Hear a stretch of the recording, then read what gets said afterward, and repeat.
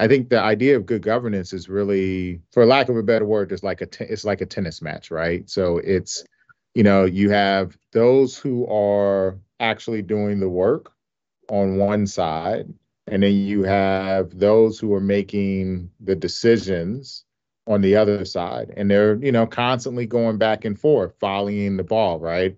So the board, in our case, right, the board of trustees are the ones who are making the policies or setting policies that provide the actual direction. And then the employees have a lot of autonomy in terms of how to make that happen. And I think when we think about what makes good governance is that you have a board of trustees who are always trying to figure out what's in the best interests of all of the students, right, from a policy standpoint. And then they provide a lot of autonomy, for the staff to make decisions that meet the needs. But then the accountability is that the board or the policymakers are holding, the employees accountable to say, okay, well, let's just make sure that we're achieving the results that we set forth. And, and it's just back and forth, right? This volleying back and forth that takes place. And I think that, to me, is an ideal way for it to go. It doesn't necessarily mean that it requires everyone to be educators, but it does mean that there has to be some level of trust in the work of educators. And I think when we see bad governance, that's normally when you start to have problems, because you see people are making decisions because they don't trust that the staff members are going to make or do the right thing, right? So you put in tests or you create other, metrics that have to be met in order to prove that you're moving forward. Whereas if you trust, from a good governance standpoint, if you say, our goal is to do this, and, here's how we're going to measure it, then the staff, as competent individuals, will rise to the occasion and will do it. And I think that's the ideal framework for it. So obviously, my primary job is to help principals grow. I firmly believe that by helping my direct reports reach their fullest potential, they in turn help their teachers and their staff reach their fullest potential. And so as a supervisor, my job is to help people sort of navigate their journey in leadership. And you do that through coaching, you do that through, intentional studies and stuff like that. As an advisor, I think my role is to advise the board about how we can accomplish the goals. And I would say also advising people, because as a superintendent, I don't really do the work anymore, right? Like I'm really stuck in the middle. I'm stuck between policy and I'm stuck between action. And I'm trying, like a head coach, right? I'm trying to leverage people the best way I can. The ownership, you're saying, look, I know this player can or cannot accomplish the goals, or we need this person to do this, or we need to make this particular change. And that, to me, is the right role of the superintendent, because you're not doing the work anymore. You're facilitating the work. And that's a really critical piece. And the other thing I would say is and this goes back to the good governance part, a large part of my job is interpreting the direction that the board wants. So when they're saying what the policy is, they're being very vague, right? And sometimes that's intentional. Sometimes they're very specific. And when they are, then you know exactly what they want, and you just do it, and it takes like 10 minutes or an hour or something like that, right? But when they're vague and they say, hey, we want to close the achievement gap, well, we don't know how we're going to close the achievement gap. So that's where a lot of the freedom comes in.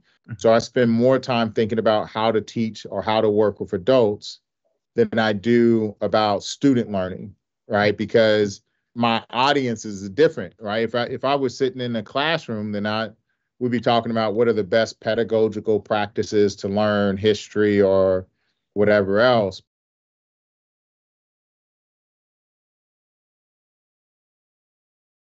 It's sort of my own little golden standard, and it's a simple one. If I would want or expect this for my child, then I should expect it for everyone, right? So my kid should not get something different than everybody else. And the reason why I say that is because, like, I know my kids are supposed to they need laptops now, right? And so if I think my kid needs it, then why shouldn't I use the district resources to make sure every kid has it? I think the second one is equity. It's just about remembering, oftentimes we think it's about equal, right? Like every kid needs to get this. And I had the benefit of, I climbed Kilimanjaro before I took this job. But in that experience of climbing the mountain, what I realized is that everybody needs something different. We wanted 100% of everybody there to summit the mountain. But how we got there was completely different based off of the needs of the individual. And everyone's needs changed based off of where they were on the mountain. So all the way up into summit day, I was perfectly fine. I was able to carry other people's bags. I was snapping pictures. I was joking, having fun. But on the day of the summit, right, when we got up at 11, I really struggled. And I think that's true for all of our kids. And so we need to design systems that can adapt that way, that allow for our best to keep going forward and not be held back. But at the same time, for the people who are really struggling, they need to be able to get as much support as they need in order to get there. So the second definition of equity to me is making sure that we have things in place to support everybody who's trying to accomplish the goal. And so oftentimes you see there's this cute little picture about kids there's like a baseball game and they're standing on different baskets, right? And so that they can look over the fence. Well, the one question that nobody's ever asked is like, did everybody want to watch the baseball game? Equity means that I'm supporting you to reach whatever the goal that you're trying to accomplish is, not assuming that everybody needs to watch a baseball game because that's the only sport we think is important. What we have to remember is, as a superintendent here or anywhere, it's not our job to make that decision for kids.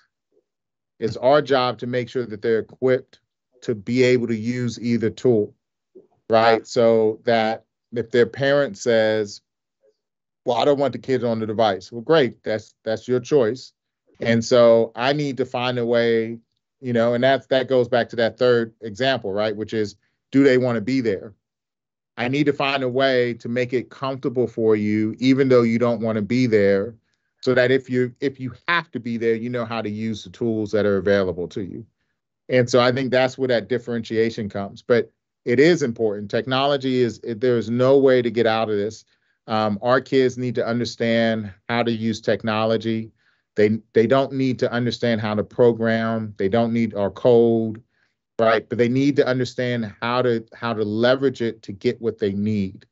And if they can leverage it to get what they need and think critically about what they're getting from it, then it doesn't matter what the tool is, right? Whether it's a graphing calculator, whether it's AI, whether it's a laptop, as long as they understand how to leverage that tool, they're going to be successful.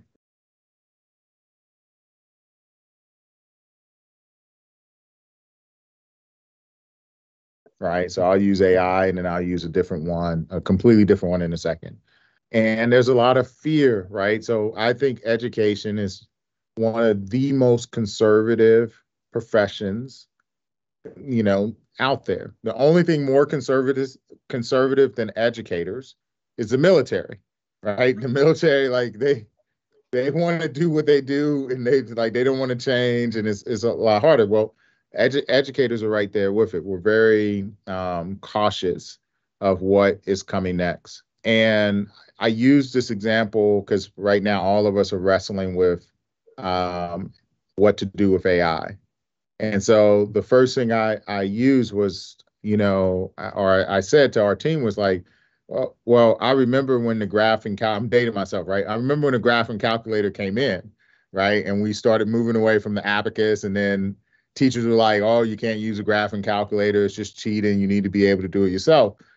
But it really, in order for the graphing calculator to take hold, everybody had to start embracing it and seeing it as not so much a hindrance to learning, but instead look at it as, an opportunity to really do some amazing things. And I think that's the same thing with AI. So part of my job as a change agent is to understand people's fears, but also to see like, well, how can we make this work? And I think right now people are looking at it as it will do the teaching or it will replace it. And we're looking at it as, well, in order to accomplish the board's goals of closing the achievement gap and helping all of our students reach their fullest potential, we got to do a lot of data sleuthing.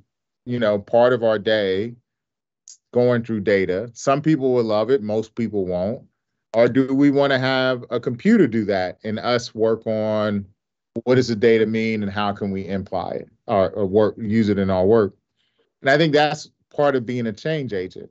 If you want to make change and if you want to have a lasting impact, and you can't expect to get results. I mean, they would literally say, like, the school that we were at, it was 7% of the kids were reading on grade level. And they're like, well, next year we should have 60 if we do X, Y, and Z. And I'm like, well, if it was that easy, we would, but it doesn't work that way. So I think, yes, you can have a different background, but at the same time, it can be a hindrance to you. And you know what? We're going to coach them to the best of our abilities, and they're going to play in those positions, even though some of them are super slow or they're not strong or they can't play. And what ended up happening is that team won all but 2 games. And the only difference is that we coached them up to be their personal best every single time. The next play is the next play. You're going to do it. And what that forced everybody to do was to achieve the best. And I think the way we win is by getting our personal best. Because if all of us get our personal best and function together as one team, there's no way that we're not going to win.